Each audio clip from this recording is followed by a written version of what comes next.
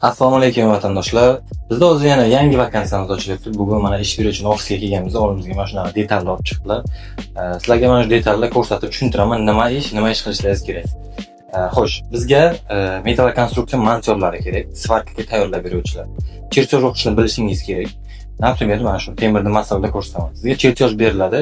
Mana shunaqa figura terishingiz kerak bo'ladi. Mana shunaqa emas, chertyozga qarab. Mana bunaqa detallarni tochka qilib svarka qilib berasizlar. Svarshikka tayyorlab berasizlar. Mana shunaqa narsani yig'ib, bitta figurani yig'ib svarshikka berasizlar. Svarshik qolganini polni svarka qilib chiqadi. Bizlarga ana shu montor ham kerak, и svarshik ham kerak. Faqat politsiya dokumentlar bilan обязательно opit bo'lishi kerak. Montorlar обязательно chertyoz o'qishni bilishi kerak.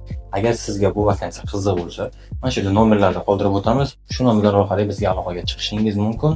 Условиялari yaxshi, ishni uy-joy, kiyim-kechak, ishga olib berish hammasi.